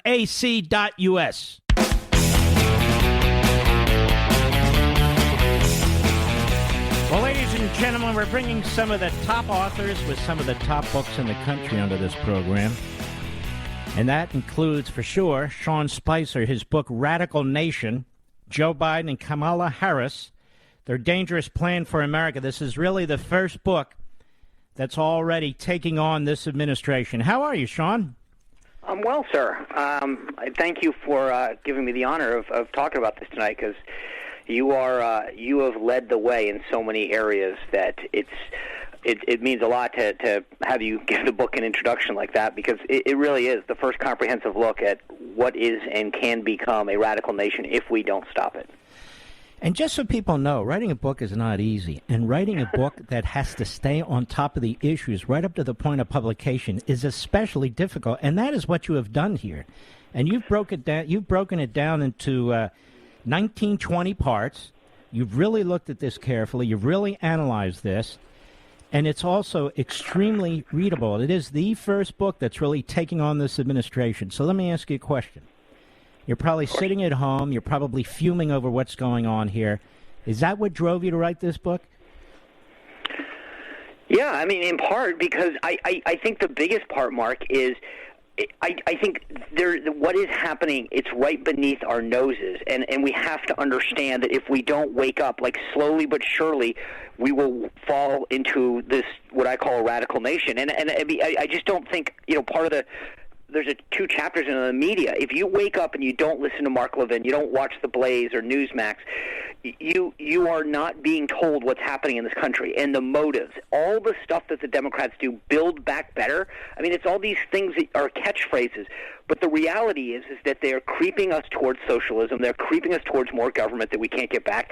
And we're being run by people who, in large part, are incompetent in the government. And the media is not talking about these issues, about the lack of qualification for the people. And I felt like I need to do this because I've been there, I've done it, and I've been like, these people the motives are there. Joe Biden has talked about, quote, transforming the country, talking about changing, quote, the structure and nature of our economy. I'm sorry. I don't think anybody knew that that was part of the campaign last year, but he's telling you what he's doing, and then all of these policies lead us towards that. But taken in bite sizes with the cover of the mainstream media, you're not able to see it. And part of it was to pull back that veil and say, here it is, this is what's happening, pay attention, and here are the sort of the decoder ring to the Biden-Harris administration. You talk about Team Biden and you talk about Biden, Inc. Elaborate on that. So you've got two groups of people. You've got the sort of longtime grifters, the Frank and Jim Biden, the family members, as well as Hunter. I mean, but this stuff didn't just happen, right? So I've got the family members and talk about, I mean, this started when he first got elected to the Senate. His brother was trying to, had a nightclub, and he was getting financing, and it would fall through. His big brother Joe just happened to be on the banking committee. And so I detail all of that grifting. The second is the people around Biden, the people like who check boxes. I talk about Dennis McDonough and Javier Becerra. I talk about the fact that, think about this, Dennis McDonough is only the second person to serve as Secretary of Veterans Affairs that hasn't served in the military. And the only other person was Dr. David Shulkin, who Trump appointed because he had worked in the VA under Obama. He is a doctor, which is the largest service that the VA provides. So what is Dennis McDonough's qualifications? None. Why did he appoint Pete Buttigieg, a 38-year-old mayor of South Bend, Indiana, who oversaw a total of 66 buses to run the Department of Transportation, oversee the highways, airways, and seaways? You wonder why we have problems now, because we have unqualified people running these departments. Mm-hmm. And extremists, because the only thing they have to lean on, right, is their ideology, which is rather extreme. And you point that out in the book as well, don't you? I do, and part of it, like I said, is the motive. And if you just bear with me, one of the things that I talk about in the book, and I want people to understand, is they sort of say we want voting rights for the people of the District of Columbia. And gosh, everybody sits back and says, sure, voting rights, I can get on board with that. They don't want voting rights. The district used to be 10 square miles, part from Virginia and part from Maryland. I live in the part of Virginia that used to be D.C. It was given back in 1835 when they realized it wasn't going to be used. So the question is, the one remaining piece where people live is what was taken from Maryland. If we want them to have voting rights, why don't we give back to Maryland, which was Maryland, and create a federal district from the Capitol to the White House? Problem solved, right? Except the district votes 95-5. So Democrats really aren't talking about voting rights. What they want is 2 more Democratic senators in perpetuity. So while they walk around and tell you fluffy things about voting rights and protecting the environment and all of these things, they're all code words for ways in which they can increase the size of government and get more power. Now, this is a very, very important point that you're raising. Because while they talk about we want more people to vote, count every vote, the way they govern is they reject free will. They reject the input of the quote-unquote voters. They govern by bureaucracy. They govern by the iron fist. They govern by rules and regulations and court systems and so forth. Mm-hmm. So they want the vote to get into power, and once they're in power, they reject the people who voted. Yes, and their single goal is to inject more government into your life so that you're addicted to government and then maintain political power. Why do you think they're letting people over the southern border? Those to them are future voters. But mark my words, this is what people have to understand. Last Tuesday night, I've been in politics for 30 years. If a party takes a drubbing in the polls, they normally come back and calibrate and say, guys, ahead of the next election, ahead of the midterms, we need to calibrate, kind of make sure that we stop looking so extreme. This administration understands that they want to have a radical nation. And so for the next 12 months, they are going to do everything that they can to pass every piece of legislation because they know that they will lose the House of Representatives. So people have to understand out there that what happened the other night wasn't a check. It wasn't an opportunity for them to say, wow, we went too far.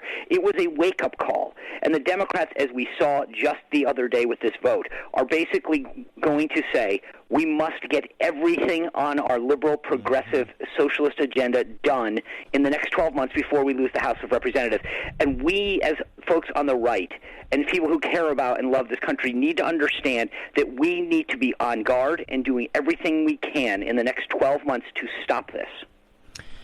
What kind of unity president has Biden been? You know, he ran on this. He was trying to point to Trump as divisive. He's been the most divisive president in my lifetime. What about you? Well, he said unity more than anybody else, so that's got to count for something. You know, I actually mentioned this in the book. He says the word over and over again. It's like saying, I'm going to be skinny, I'm going to be skinny, I'm going to be skinny. You can't lose weight that way. You can't just say unity, unity, unity, and get unity. I mean, this is a guy, just to be clear, President Trump in 2019 appointed me to serve as a member of the Board of Visitors of the U.S. Naval Academy. They fired not just me, but General H.R. McMaster, General Jack Keane, all of these other folks on all the military service boards, West Point, the Naval Academy, Air Force. First time in history that has happened. This is a guy who's talking about unity. Just so the public, because you're serving for a term, a period of time. 3 years. My term is up in 30 days. I would have, but they wanted, if you were Mr. Unity, you'd say, okay, let the guy finish out his 30-day term, and we get to appoint someone new. Instead, they fired everybody, and frankly, they fired H.R. McMaster 3 days before he was headed to West Point to get the highest alumni award that can be bestowed on any former cadet.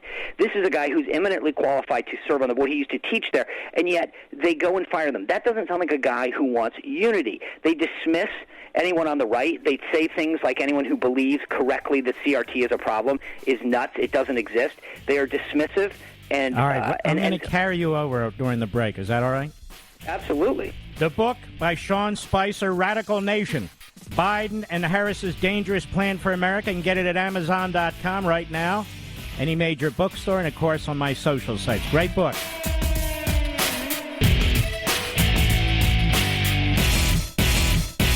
AMAC, the Association of Mature American Citizens, is one of the fastest-growing organizations in America, now over 2 million conservative members strong, and I'm one of them. AMAC believes in and stands up for the values that we constitutional conservatives care about. More than talk, AMAC fights. A full-time presence in Washington, AMAC pushes back against reckless spending, disasters like Medicare for All, and the expanding reach of the federal government. And beyond advocacy, joining AMAC gives you access to a wealth of benefits and discounts, including special member-only rates on car insurance, travel discounts, cell phone plans, and a hell of a lot more. And if that's not enough, you'll get AMAC's bi-monthly magazine, full of insightful articles on issues that matter to most of us, we conservatives. As I said, I'm an AMAC member, and you should be too. Join today at amac.us. That's AMAC.us.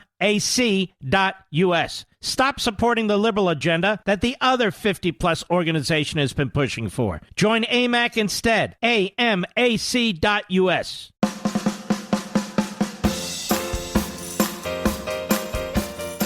Making sure the land of the free and the home of the brave stays that way. Dial Mark Levin now at 877-381-3811. The book is Radical Nation, Biden and Harris's Dangerous Plan for America by Sean Spicer. It's a fantastic book. You can get it at Amazon.com, any major retail store, or on our social sites on Getter and Parler.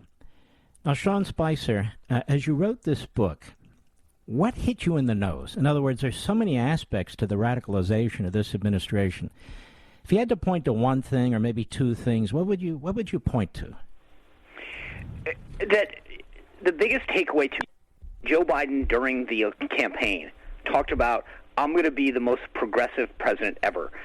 And because he had been in Washington for almost half a century, which is laughable, he got dismissed by people on the right and the left that said, we know Joe, he's a pragmatic institutionalist, he's not going to be this bad.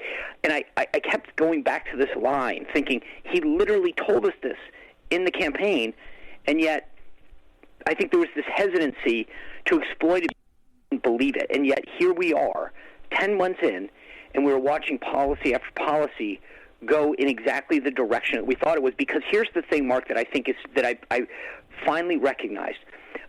When Trump, or frankly even Obama or Bush or whatever were president, they sort of were like, okay, here are the policies that we want, and we'll let history judge us as we will. Biden wants a legacy, and everything that he does is guided by that, right? So he wants to be the most progressive president ever. So how does he do that? One, he passes all these policies that we've talked about and continue to talk about: more government, more government, more government, more liberal policies, right? The other thing is he appoints these people, the Pete Buttigiegs of the world that I was just telling you about, because he wants to check a box and say, I was the person that had the first LGBTQ person to lead a department. Now, every Trump person out there is saying, aha, but Rick Grinnell. Yes, Rick Grinnell is the first person in a cabinet, not the first person to lead a department. Kamala Harris, clearly rejected by her own party, but he wanted to be able to say, I chose the first woman of color. All this is box checking. So that at the end of an administration, Joe Biden can be looked at like the modern-day FDR by the progressive wokesters. And that's the thing that I don't think a lot of folks grasped during the campaign, is that he is singularly focused on legacy. And at the beginning of the book, I talk about this meeting that he has with all of these liberal historians, and he was basically saying, tell me what I need to do to outdo FDR. And the people part was fascinating because he realized I can do all of these first, and folks on the left will always be able to point to me and say, well, Biden had the first woman of color, Biden had the first LGBTQ guy.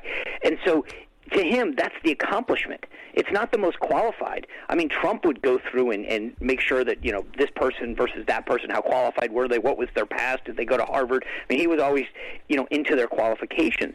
This isn't about qualifications. This is about checking boxes.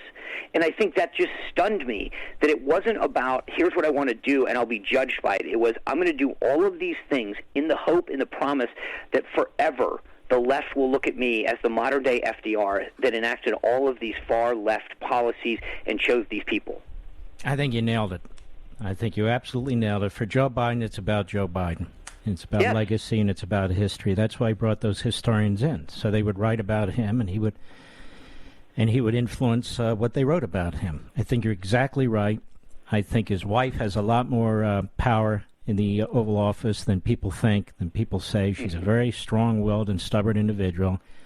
Happen to know that for a fact. And then you have Ron Klain, an operator who's been around a long time.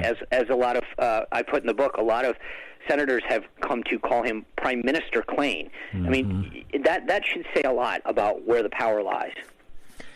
And notice the media don't want to know about his health. They don't want to know about his medicines. They don't want to know about anything. So if you are of the hard left, like the current governor of Virginia in his past, they are going to do everything they can to hold you up and build you up. And all these other issues that they apply against a Trump or a Reagan or anybody else, they're simply immune from those things. And this is your point about the media, of course. The media are corrupt. They are corrupt through and through, even now. With the elections in Virginia, what they have said about this lieutenant governor-elect, this Michael Eric Dyson, who is a complete reprobate, and this Jonathan Capehart, more Cape Fear than Capehart, another punk, what they say about her, because she doesn't embrace their Marxist, racist ideology, is disgusting. And yet, explain something to me if you can. Comcast owns NBC and MSNBC. They bring in these race baiters and these bigots who say these things that they say, and they don't seem to mind. What is with Comcast or AT&T that owns CNN and so forth? Well, I mean, I think that to me, they agree with it, or they're scared of it. I don't know. They're woke, but to them. I mean, I'm with you. I watched some of these comments and say, if that person were white and said what Dyson said about Winsome Sears, if the roles were reversed, if a conservative was saying that about a liberal, all hell would be breaking loose. I cannot believe the lack of backlash that these folks deserve and aren't getting. But to your question, it's because the ownership wants this. There was a clip that we played on the show today. Stephanie Ruhle, who was a business person at some point and is on MSNBC now, literally was giving pointers to them, saying, here, to the DNC chair, this is how you should sell this. This is how you should act. And I'm thinking to myself, you've got to be kidding me. Like, she is literally telling him, say this, do more of this and less of that. And I'm going, I cannot believe that nobody is calling this stuff out. But that tells you how bad it is when you can literally do it in plain sight and there's no consequence. I cannot believe this. But there are 2 chapters in the book about the complicity of the media. I mean, you have publicly funded reporters in the briefing room getting up and praising him, and no one thinks this is a problem. And then they, of course, talk about the right-leaning media. Think about how Jen Psaki does a press conference. She calls on all of the folks that are her buddies, her former colleagues. Remember, she worked at CNN. And then at the end, she throws a bone to Peter Doocy, who is always respectful, always professional, and frankly asks questions that are on the mind of every American that has a brain cell. And then they go, oh, my God, she answered the tough questions. She never calls on anybody else. She has her 5 things. She checks the box. They praise her. They write down what she says, and then they move on. But nobody calls out anything because they are complicit. This is their agenda. They are finally happy that they get to do all of the things that they wanted to see done in the country that Trump was doing, that they, as journalists and as people, didn't approve because they're leftist. The book, Radical Nation, you can get it on Amazon.com. You can get it in Barnes & Noble, Costco, any major bookstore. I want to encourage you to grab a copy now. You can get it on my social sites, such as they are, because I resigned Facebook and Twitter a long time ago. I agree with you on the corporations, and I would add one other thing. They know at those shareholder meetings that the left shows up. They show up en masse. They pressure the board. We don't. And one of the things I'm pushing for now is we have to fight every aspect of what takes place in this culture now, not just in the classrooms. We need to go into these corporate board meetings now. We need to make demands that they focus on business and stop focusing on the other. Yeah, I talk about this at the end of the book. There is a group called Second Vote Advisors. That's what they're doing. I happen to know who they are, and they are terrific. You're right. They are terrific. All right. I think you're absolutely right. The last chapter of the book, Mark, I'll tell you this, is a call to action because we cannot just read things and say, I get it. We must act. Good idea. Sean Spicer, Radical Nation. I encourage people to get it. Thank you, sir. Thank you. Pleasure. All right, be well. I have a number of great links and sites in the back of the book, Chapter 7. Chapter 7, and I noticed something at MIT, which is one of my suggestions in Chapter 7 at the back of the book. That is that people who have gone to these schools and have graduated from these schools ought to stop helping their funding. You know, they build up these enormous bank accounts, and typically they sit on it. Well, you know what? People who've gone to these schools and graduated from these schools, they need to start using that. Rather than being boosters and supporters and donors, they should be the opposite.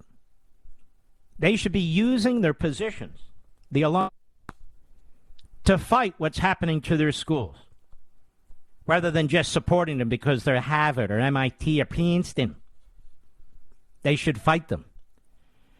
And this is why I said, if we get to over 1 million copies of this book sold, whether it's audio or ebook or hardcover, we are going to make a difference. We, together, us, and you are. You can see the things breaking out all over, whether it's school board meetings, whether it's the use of the Freedom of Information Act, whether it's the filing against certain so-called public entities with the IRS, whether it is trying to defund some aspects of these colleges and universities.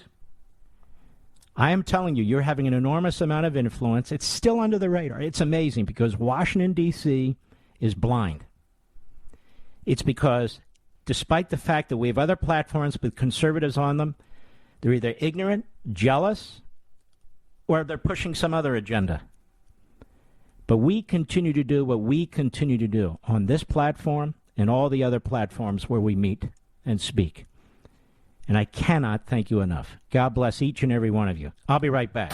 Mark Levin.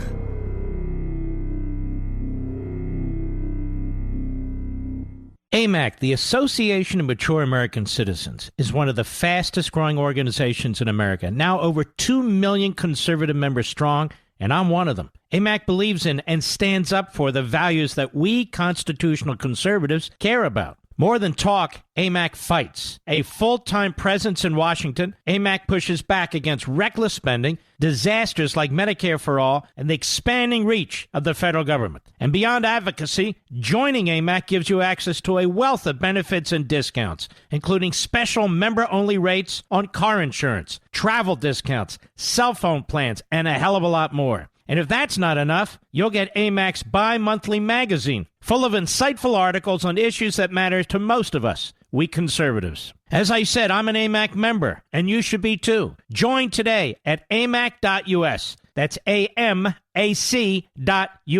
Stop supporting the liberal agenda that the other 50-plus organization has been pushing for. Join AMAC instead. AMAC.us.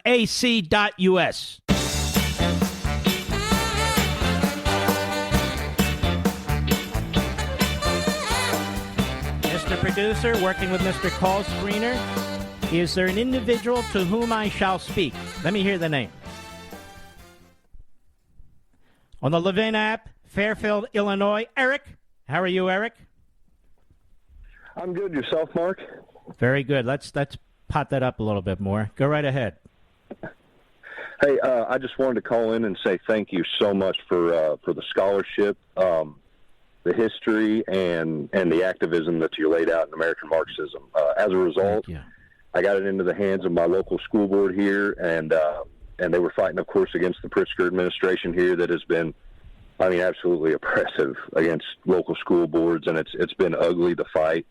They were fortunate enough to retain an excellent attorney through the activism you laid out in Chapter 7 and fought it, and now our kids are mask optional here, so I want to thank you for that. Fantastic. And then on the backside of that, the parents around here started mobilizing not long after, and I got my copy that I had obtained, which fortunately and unfortunately I haven't seen in about 2 months because it's been being passed around to parents in the area to use Chapter 7 as their role model for activism against this oppressive administration we've been dealing with. Well, listen, I want to thank you a lot, Eric, and I'm going to make an exception here. So, Mr. Producer, let's get Eric's address and let's send him a signed copy of American Marxism since he hasn't seen his in 2 months, and he's using it. He's putting it to great use. It's circulating throughout Fairfield, Illinois. Eric, thank you, my friend. I really, really appreciate that. Take care of yourself. By the way, I meant to thank Richie Z from WPHT, my brother. He's a great guy, isn't he? For filling in on Friday. Let's go to Robert, Bensalem, Pennsylvania. Speaking of WPHT, go right ahead, sir. How you doing, Mr. Levin? I'm good, again, thank a pleasure to talk to you. Thank I you. received your book, American Marxist. Thank you. And I'm on page 106, tying everything together. I appreciate it. Thank you. For context, I think the only two presidents in my lifetime worth mentioning were Reagan and Trump, just to tell you where I'm at. My congressman is Fitzpatrick. A little moderate for my taste. Yeah, but I would he's submit to you, he's actually sometimes left of center, but he's trying desperately to hold on to that seat. That's in Bucks County, right? Right. Yeah. But Bensalem, right. But I think that this infrastructure bill passing is a win for Manchin and Sinema and a loss for the squad because they did not want the infrastructure bill without the social spending bill. Now the social spending bill stands on its own. Given that in the last election, I'm thinking 4 to 7 Democrats at least are going to peel off from that because of their midterms coming up. And I think this emboldens Manchin and Sinema. I don't think now we have to worry about the bill. I don't think we have to worry about losing the filibuster, and I don't think we have to worry about the Supreme Court. Well, let me just impact. give you my change of opinion here. I think we worry about all of it until it's dead. It's like a military operation. You got to worry about it all until it's over. I think it's on the table. And you ought to take a look at that so-called bipartisan bill and all the crap that's in there that's going to affect us. Hundreds and hundreds of millions to the left, hundreds and hundreds of million usurping state authority. It is a terrible, terrible bill. A certain portion of it, and not a big portion of it, goes to actual infrastructure. But even there, the $1.2 trillion, the vast majority of it has nothing to do with infrastructure. And so it really, in my view, they really took that bill and the other bill and broke them into two pieces, making the first one more palatable, more digestible to the likes of Mitch McConnell because he got a few $1 billion for a bridge. Doesn't take much to buy off McConnell. Thank you, Robert. We salute our armed forces, police officers, firefighters, and emergency personnel, and you folks God bless each and every one of you. By the way, if you haven't yet, run over to Amazon, get your copy of American Marxism so you have it for Thanksgiving and the other holidays.